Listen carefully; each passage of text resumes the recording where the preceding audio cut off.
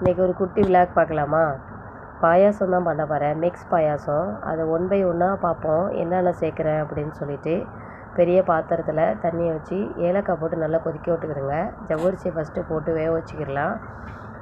பாசிப்பருப்பு அவிய வச்சு எடுத்து வச்சுக்கிட்டேன்.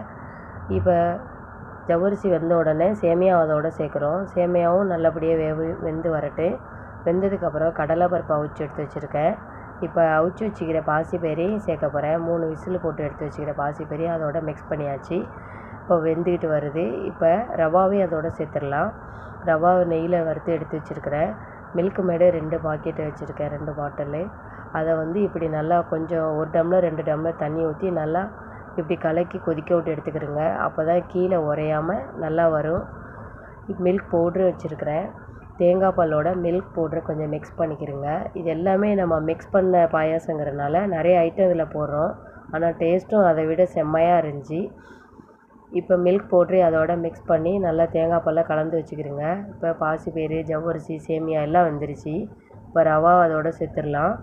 ரவாவை போட்டு நல்லா கிளறி விட்டுக்கிறேங்க. கீழே கட்டி பிடிக்கும், அடி பிடிக்க விடாமல் நல்லா வேக விட்டு எடுத்துக்கிடலாம். இப்போ ரவா நல்லா வெந்ததுக்கப்புறம் நம்ம கலக்கி வச்சுக்கிற அந்த மில்க் பவுட்ரு அதோடு சேர்த்துடலாம்.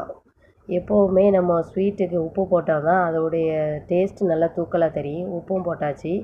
இப்போ வெல்லத்தை அதோடு இறக்கிடுவோம். வெல்லக்கட்டி அதிலே போட்டோம்னா நல்லா வேகும் போது நல்லா கரைஞ்சி வந்துடும். அதுவும் டேஸ்ட்டும் நல்லா வரும். இப்போ மில்க் பவுட்ரு அதோடு நம்ம சேர்த்துருவோம். மில்க் மேடு நம்ம காய்ச்சி வச்சுக்கிற மில்க் மேடே அதோடு ஊற்றி நல்லா கிளறி விட்டாச்சு. இப்போ ஜீனி தேவையான அளவு தான் சேர்க்குறோம். நம்ம வெள்ளைக்கட்டி சேர்த்துருக்கனால தேவையான அளவு ஜீனி போட்டு நல்லா கிளறிக்கிறேங்க. ஏலக்காய் அந்த வேக வச்சதை விட லைட்டாக நுணுக்கி போட்டால் அது ஒரு வாசம் தான். நெய்யை லைட்டாக ஊற்றிக்கிறேங்க.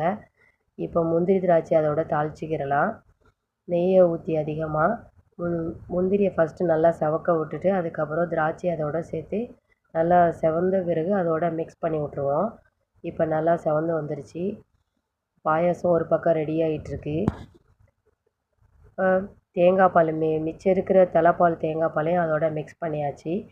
இப்போ முந்திரி திராட்சையும் அதோடு சேர்த்துருவோம். நல்லா கிளறி விடுங்க. சுவையான பாயாசம் ரெடி ஆயிடுச்சு. இந்த மாதிரி மிக்ஸ் பண்ண பாயாசமும் நல்லா வரும். பருப்பை இடையிலே சேர்த்துட்டோம். இப்போ கடலையை சேர்த்துருவோம், நடக்கடலை. அதையும் அதோட மிக்ஸ் பண்ணும்போது அதோடைய டேஸ்ட் நல்லா வேறு லெவலாக இருக்குது. பாருங்கள், சுவையான பாயாசம் ரெடி ஆயிடுச்சு. இந்த மாதிரி நீங்களும் ட்ரை பண்ணி பாருங்கள். சுவையான பாயாசத்தோட அடுத்த ஒரு வீடியோவில் பார்க்கலாம்.